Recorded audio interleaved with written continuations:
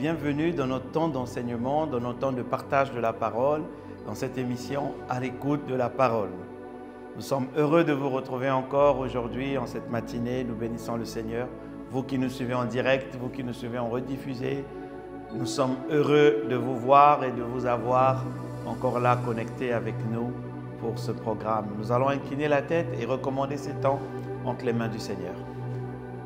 Seigneur, nous te disons merci, toi qui es le Père, duquel toute famille tire son nom.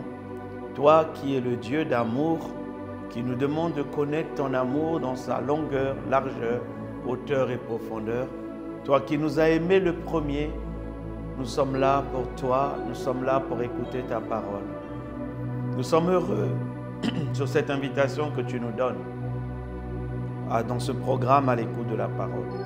Nous voulons nous recommander entre tes mains et nous recommander à ta grâce afin que le Saint-Esprit nous conduise et nous enseigne.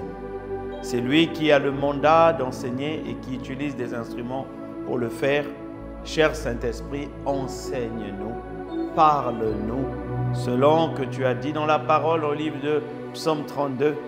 Tu as dit, je t'instruirai, je te montrerai la voie que tu dois suivre. Je te conseillerai, j'aurai le regard sur toi. Alors, instruis-nous, Seigneur. Enseigne-nous, parle-nous, touche nos cœurs et transforme notre façon de voir.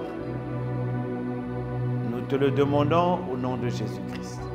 Que ton esprit prenne le contrôle au travers de ce que nous faisons maintenant. Touche-nous, parle-nous, change-nous, transforme-nous. Illumine les yeux de notre cœur. Fais-nous connaître ta volonté, Seigneur.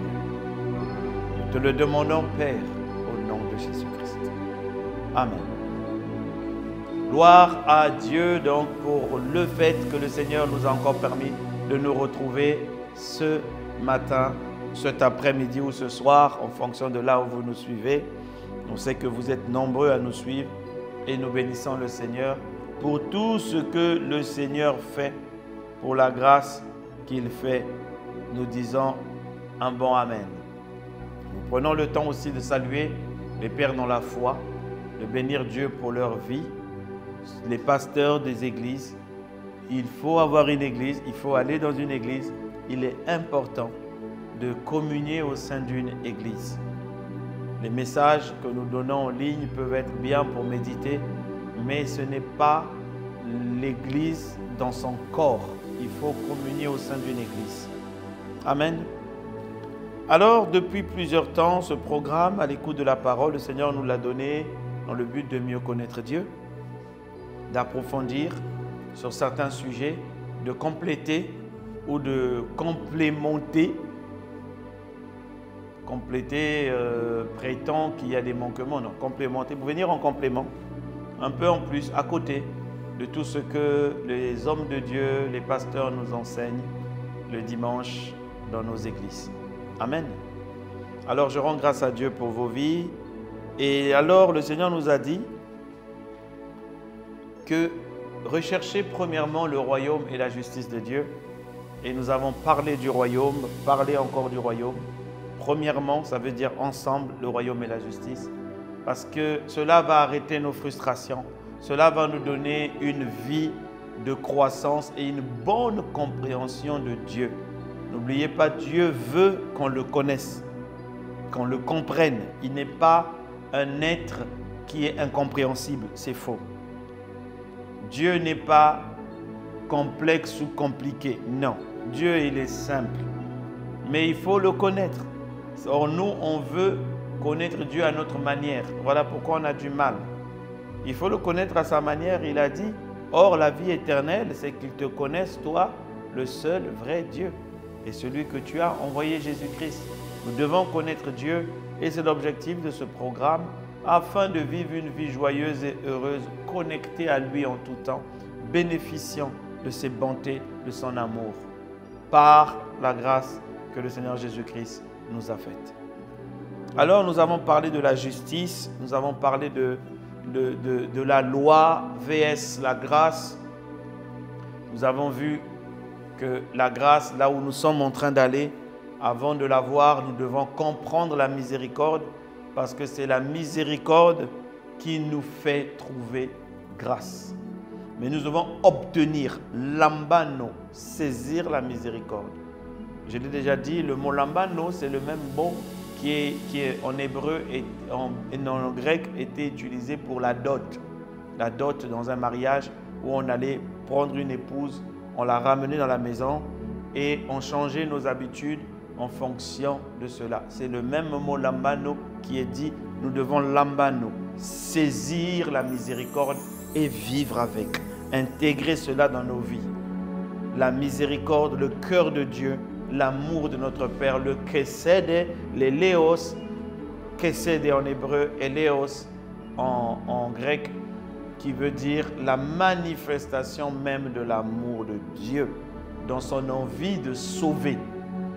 Nous avons lu il y a quelques semaines, il y a quelques sessions, des définitions concernant la miséricorde, qui sont des définitions qui sont très pertinentes au travers des érudits de la parole, je veux dire. Quelqu'un a dit, la miséricorde, c'est l'endroit intime de Dieu, son cœur de père ou de mère, sa bienveillance envers les hommes et le monde, son attribut ultime. Waouh! Il dit que pour lui, la miséricorde, c'est l'attribut de Dieu ultime, le plus haut des attributs de Dieu. L'expression la plus haute de sa justice. Vous voyez pourquoi la justice de Dieu, vous n'allez pas comprendre pourquoi quelqu'un a fait tellement de conneries, tellement de ceci, mais Dieu le pardonne. Toi, comme tu es très nerveux, tu vas dire, c'est pas possible Seigneur, comment tu as pu faire ça? Tu n'as pas compris la miséricorde de Dieu qui est même une grosse fonction de sa justice. Tu n'as pas compris pourquoi le monsieur à la croix, au moment de mourir, il a fait toute la vie ses conneries, mais là, sur la croix, il obtient miséricorde. L'amour de Dieu parle pour lui. Et le Seigneur Jésus lui dit, ce soir même, tu seras avec moi dans le ciel. C'est ça la miséricorde. Quelqu'un d'autre a écrit, la miséricorde telle que l'Écriture nous la dévoile, c'est Dieu saisi aux entrailles de ma détresse, qui vient à mon secours et me délivre. Et me délivre. La miséricorde, c'est une puissance active qui délivre. Donc quand je crie, oh miséricorde Seigneur, je dis à Dieu, délivre-moi.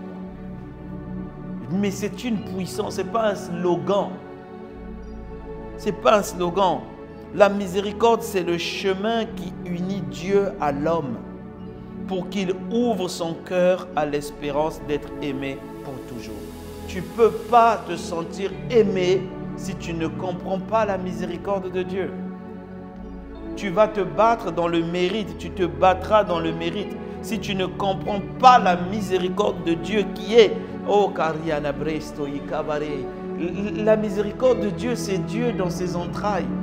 C'est sa façon d'être, c'est sa nature. La Bible dit tous ses sentiers ne sont que miséricorde. Tous ses sentiers ne sont que miséricorde. C'est-à-dire tout ce qu'il fait n'est que miséricorde. Ça ne dépend pas de celui qui court, ça ne dépend pas de celui qui veut, ça dépend de Dieu qui fait miséricorde. C'est-à-dire que les décisions de Dieu partent de sa miséricorde. Et la Bible nous dit, nous devons saisir, comprendre, saisir cette miséricorde pour vivre la grâce. Voilà pourquoi tant de chrétiens, ils définissent l'amour de Dieu pour eux par rapport aux actes qu'ils posent. Non, non, non. La base, le plus grand amour que Dieu a pour toi, mon frère et ma soeur, ce n'est pas en fonction des actes que tu poses. Ça veut dire que le jour où tu ne les poseras plus, il ne t'aimera plus. C'est faux. Dieu a dit, je vous ai aimé le premier. C'est-à-dire que je vous aime. Il a dit, si ton père t'abandonne, ta mère t'abandonne, je ne t'abandonnerai jamais. Ça, c'est sa miséricorde. David sait que j'ai déconné, mais il dit, traite-moi selon ta miséricorde. parce que je sais que dans ta miséricorde, ta compassion pour moi est grande. Le Seigneur a dit à David, est-ce que tu veux que moi je m'occupe de toi ou tu veux que je te livre à tes ennemis? Il a dit, Seigneur, je préfère que toi tu t'occupes de moi. Parce qu'à un moment, ta miséricorde parlera. Mais si tu me donnes à mes ennemis, ils vont me tuer. Ils sont méchants. Oh oui, les hommes peuvent être très très méchants. Peuvent être très méchants. Plus méchants que Dieu. Et c'est cette notion de méchanceté qui pousse souvent que les hommes aujourd'hui ont un regard erroné de Dieu. Erroné de Dieu. Dieu est miséricordieux. Étudiez la miséricorde de Dieu. Jésus a dit 2 fois dans le Nouveau Testament aux pharisiens, allez et apprenez ce que veut dire je prends plaisir à la miséricorde. Que Dieu prend plaisir à faire miséricorde. Il prend plaisir à ceux qui manifestent la miséricorde, envers ceux qui manifestent la miséricorde. Et non pas au sacrifice. Ça dit, il prend plaisir à la miséricorde. Allez et apprenez que Dieu prend plaisir à la miséricorde. Nous reviendrons dessus. Alors vous voyez, le monde aujourd'hui nous a emmenés au mérite. Nous sommes constamment dans le mérite. Dans le mérite. Nous voulons mériter chaque chose. Nous sommes entourés d'une société de mérite. Des familles dans les maisons qui nous disent si tu as bien fait, tu auras un cadeau, le mérite. Nous sommes environnés et nous enseignons à nos enfants le mérite.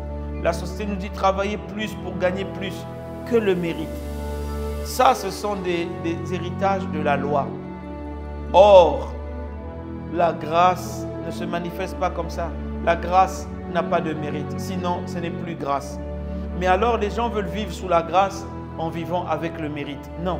Le mérite s'arrête dans ta vie maintenant. Compte sur la grâce de Dieu qui commence et qui tire son origine d'un cœur miséricordieux du Père. Vous voyez, le monde nous a erronés au point de déformer certains d'entre nous. Une fois, je méditais, je parlais avec un homme de Dieu, un serviteur de Dieu, et j'écoutais ce serviteur de Dieu avec beaucoup d'attention. On échangeait. Et le Seigneur m'a dit, après, est-ce que tu sais, Marc, le regard que tu as de Dieu dépend en grande partie aussi de la relation parentale que tu as eue dans la vie. Je dis, Seigneur, il dit, si ton père était quelqu'un de très dur, tu auras tendance à penser que Dieu est très dur. Si ton père était quelqu'un qui t'a abandonné, tu auras croire que Dieu aussi peut t'abandonner. Si tes parents ont été des gens qui sont totalement laxistes, aucune rigueur, tu vas penser que Dieu n'a aucune rigueur et ne demande de toi aucune rigueur, ce qui est faux. Vous voyez, les relations que nous avons dans nos familles et dans notre croissance, surtout avec nos parents, influencent beaucoup notre regard de Dieu. Influence beaucoup. J'ai eu l'expérience de rencontrer des gens, quand vous parlez, vous voyez, vous vous rendez compte qu'il y a un petit quelque chose et on repart un peu dans la relation avec les parents et on comprend que, ah, je vois pourquoi tu as du mal à croire que Dieu pardonne. Tu as du mal à croire que Dieu veut ton bien. Tu as du mal à croire que Dieu est miséricordieux. Après, cela se comprend. Alors, nous devons changer notre mentalité, notre mindset, notre façon de voir. Parce que Dieu est Dieu. Il ne ressemble pas à quelqu'un, il est Dieu. Ce sont les gens qui essaient de ressembler à Dieu. Alors si on veut comprendre Dieu, il ne faut pas qu'on le voie au travers du prisme de nos relations familiales, du prisme de nos mentors. Non. les relations de famille, les parents ne sont que des hommes. Ils peuvent aussi faire des erreurs, mais Dieu ne fait pas d'erreurs. Nos mentors ne sont que des hommes. Ils peuvent aussi faire des erreurs, mais Dieu ne fait pas d'erreurs. Et même nos pasteurs, hommes de Dieu, une fois le Seigneur m'a dit, tu as vu, vous dites homme de Dieu. Donc avant de mettre de Dieu, vous dites homme. Parce que même les hommes de Dieu ne sont que des hommes. Ne sont que des hommes. Et ils reçoivent une grâce de travail avec Dieu. Mais il y a des moments où dans leurs actions, on voit que ce ne sont que des hommes finalement. Mais Dieu n'est pas comme ça. Alors nous devons nous focaliser à connaître Dieu au travers de ce que la Bible nous dit. Enlever le prisme de nos pensées et à nous focaliser sur un Dieu aimant. Un Dieu aimant. Je ne dis pas un Dieu laxiste. Le pasteur Karambiri dit souvent que Dieu est bon, mais il n'est pas bonbon. Ça veut dire qu'il y a un Dieu qui est rigoureux, mais il est bon. Il est miséricordieux. Et c'est le niveau le plus, son attribut le plus élevé, comme disait ce serviteur de Dieu. L'attribut de Dieu le plus élevé, la miséricorde. Le plus haut sommet de sa justice, la miséricorde. Alors, la Bible dit, allez et apprenez. Ce qui veut dire, je prends plaisir à la miséricorde. Nous tous, nous devons apprendre la miséricorde parce que ça garantit notre foi, ça nous sécurise. Amen. Alors la Bible nous dit, aujourd'hui nous allons parler du cri de la miséricorde. Quelqu'un dit avec moi le cri de la miséricorde.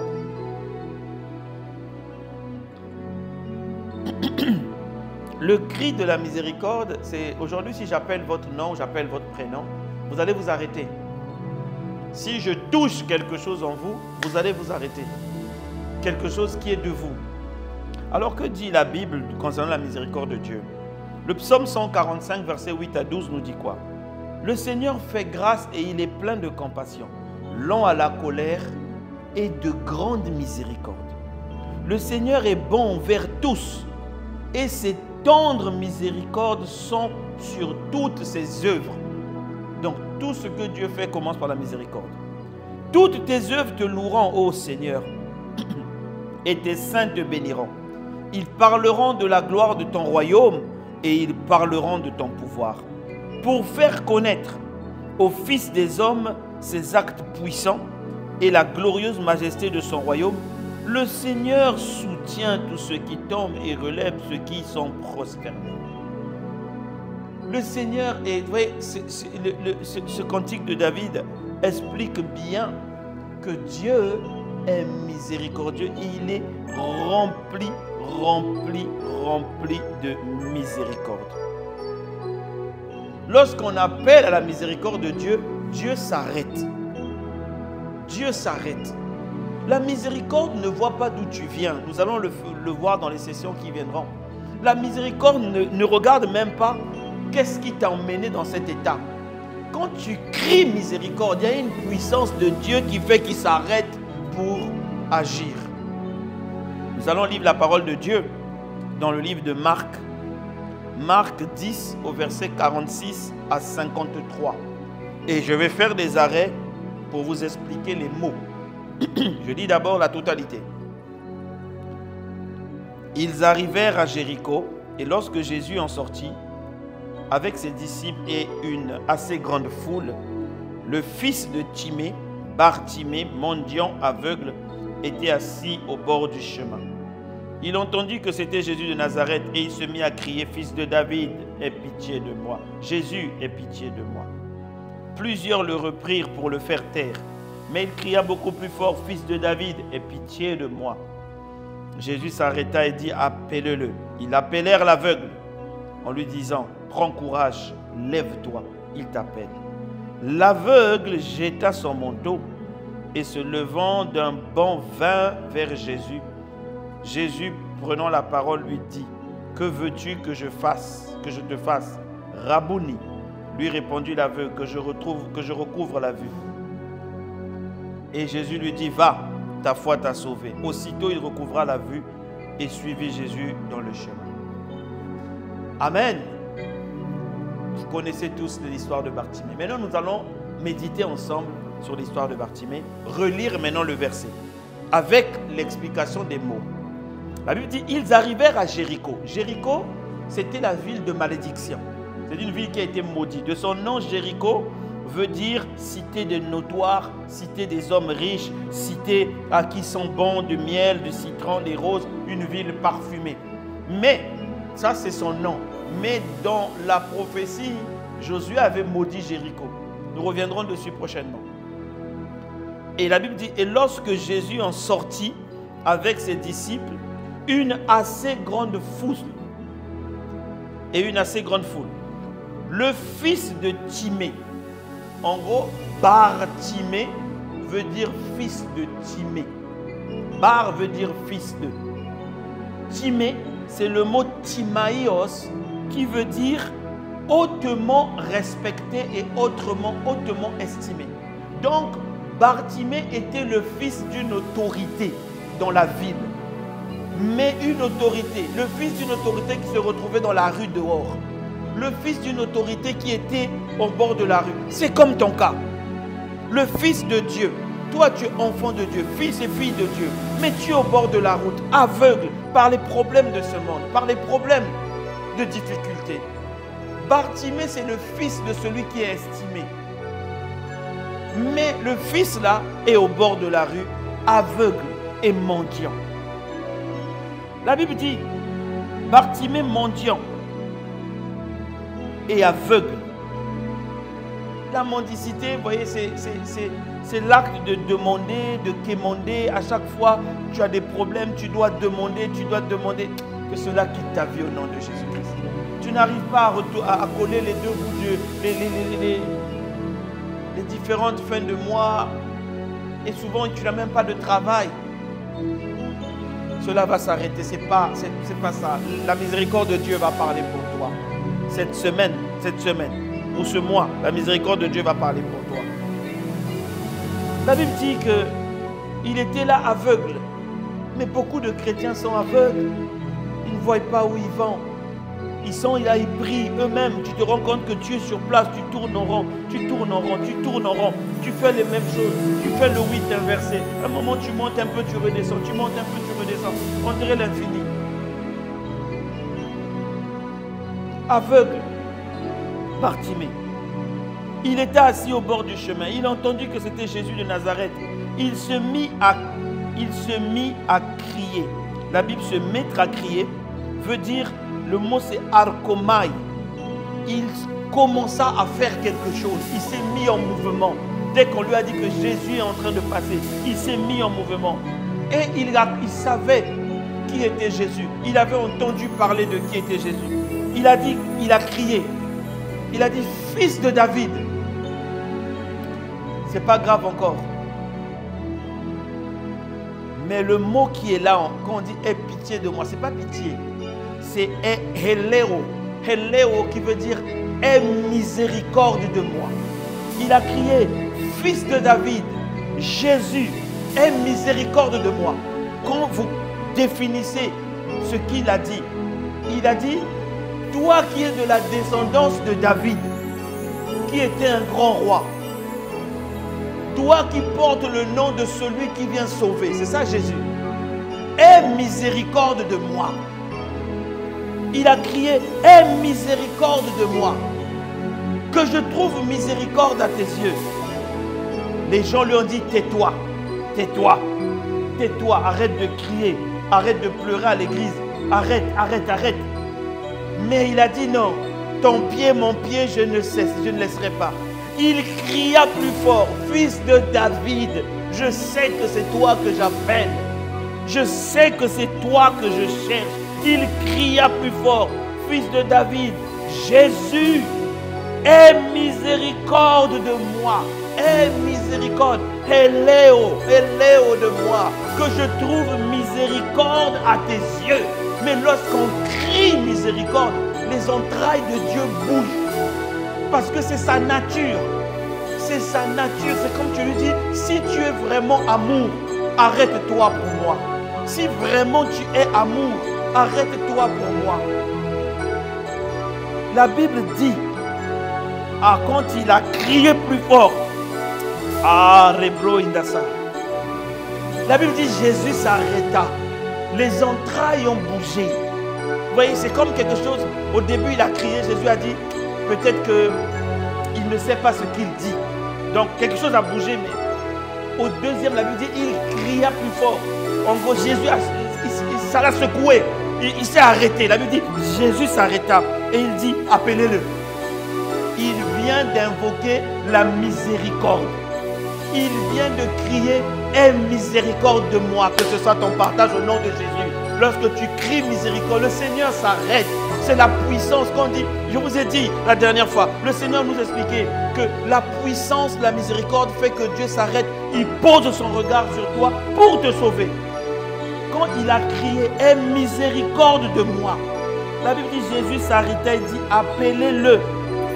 Ils l'appelèrent l'aveugle en lui disant, prends courage, lève-toi, il t'appelle.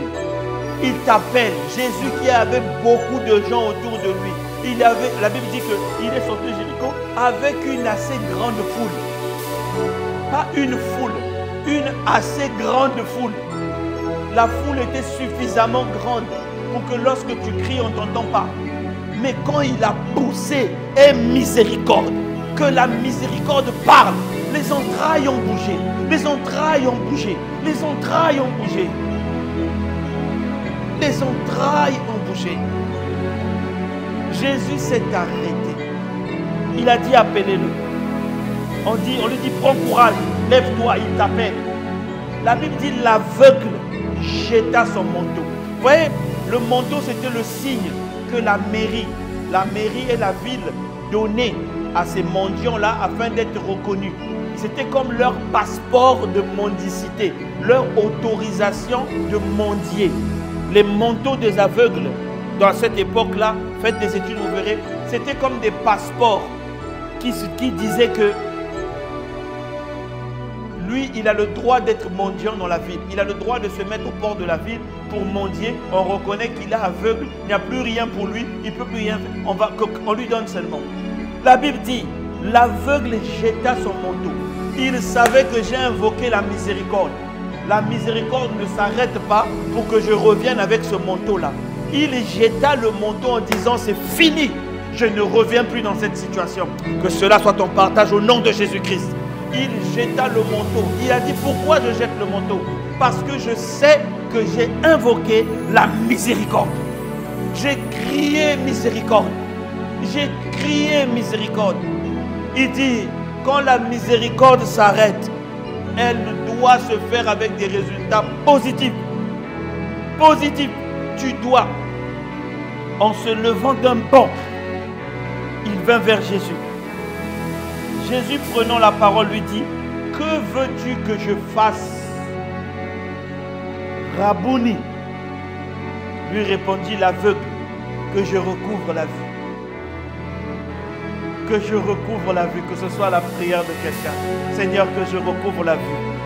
J'en ai marre de faire des erreurs. J'en ai marre de me tromper. Je suis fatigué de tourner en rond. J'ai l'impression de ne pas savoir ce qu'il faut faire.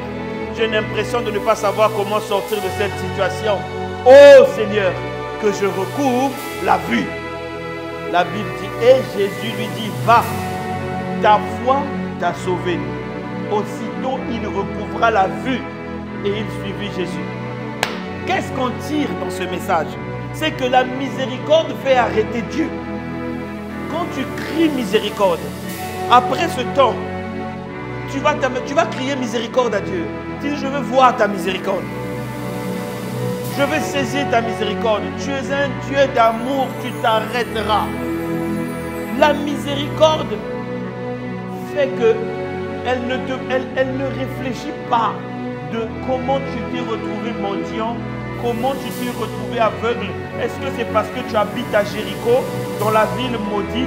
Est-ce que tu as besoin d'une cure d'âme, d'un entretien? La miséricorde, quand elle s'arrête, elle dit, qu'est-ce que tu veux que je te fasse? Quand Dieu agit dans sa miséricorde, c'est Dieu qui fait miséricorde. Ça ne dépend ni de ce que tu fais. C'est Dieu qui s'arrête pour faire miséricorde. C'est la puissance de la miséricorde. Elle dit, qu'est-ce que tu veux? Qu'est-ce que tu veux? Tu as touché, quelque chose de sacré. Tu as touché quelque chose de grand. Quoi? La miséricorde. Tu as crié à la miséricorde de Dieu. Tu as appelé la nature de Dieu. Tu as fait ce que David faisait. En disant fils de David, il disait à Jésus, souviens-toi que David aussi priait comme ça. Il criait, il invoquait la miséricorde de Dieu. Et Dieu s'est arrêté. Si tu es fils de David et que tu sais que la miséricorde fait arrêter Dieu, tu vas donc t'arrêter pour moi aussi. La Bible dit, il sait t'arrêter. Il sait t'arrêter. Quand la miséricorde se manifeste, ta foi augmente. Quand la miséricorde se manifeste, ta vie change. Lui qui était fils de Bartimée, fils d'un homme estimé dans la ville, il n'est pas reparti vers son père qui est un homme estimé. Il a compris que sa vie avait changé, qu'il avait un vrai père, qu'il devait suivre Jésus désormais. Et c'est ce qui s'est passé. Quoi? Il a croisé la puissance de la miséricorde. Que cela soit ton partage au nom de Jésus. Je prie qu'en cette semaine, qu'en ce mois, tu rencontres la puissance de la miséricorde. Qu'elle se manifeste puissamment sur toi. Et que tu vois que Dieu t'aime. Et que tu te dises, oui, j'ai une preuve palpable et réelle. Je ne voyais pas, maintenant je vois. Que cela soit ton partage au nom de Jésus-Christ. Que la puissance du Saint-Esprit touche ton cœur et te pousse, comme Bartimée, à crier à la miséricorde de Dieu, à dire non Seigneur, ça suffit, ça suffit, non Seigneur, ça suffit. Ça suffit.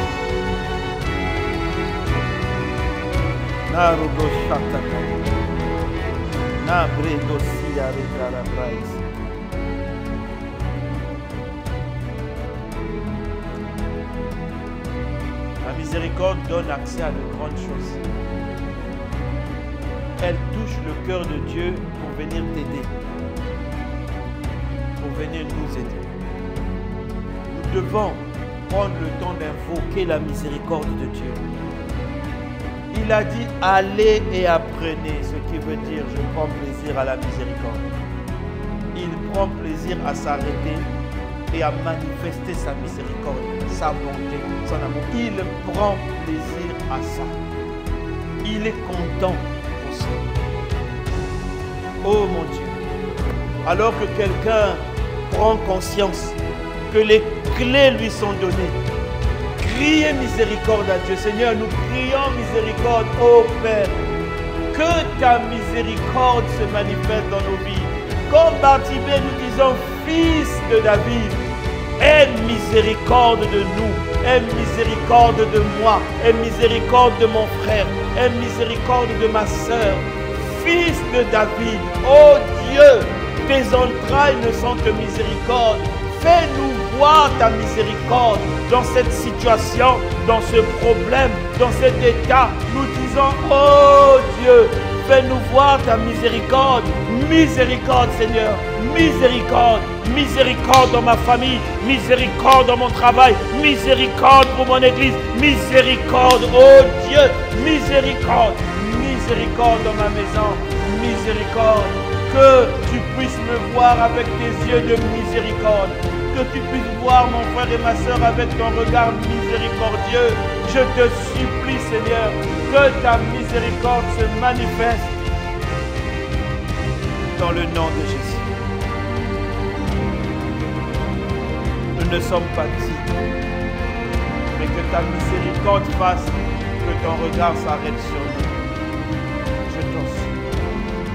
Nous te supplions. Nous aussi.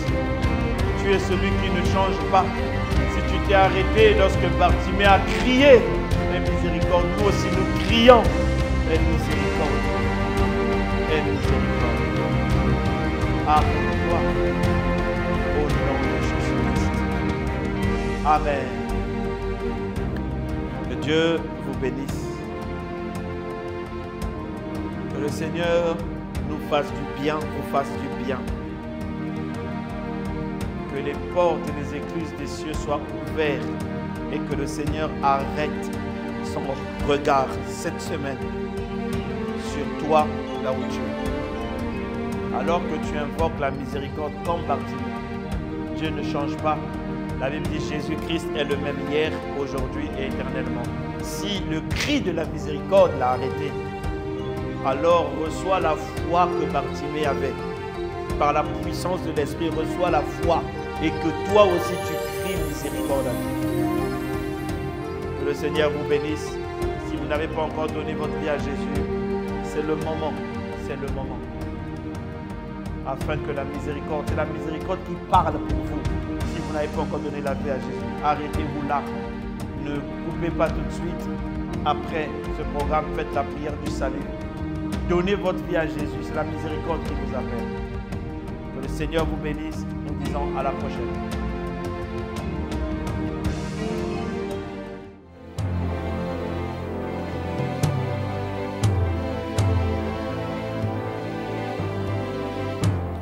Ô Seigneur Dieu,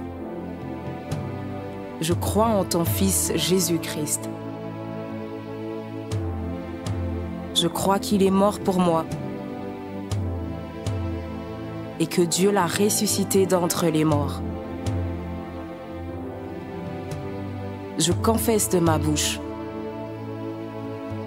que Jésus-Christ est le Seigneur de ma vie. Dès maintenant et pour toujours. Je donne ma vie à Jésus-Christ dès aujourd'hui et j'ouvre mon cœur par la foi et reçois le salut.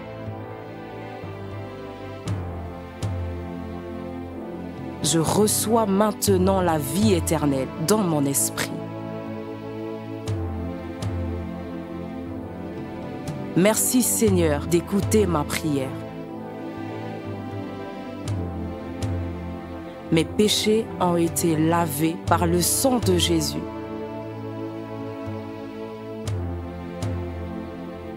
Christ vit maintenant en moi. Et je suis libre. Je suis sauvé.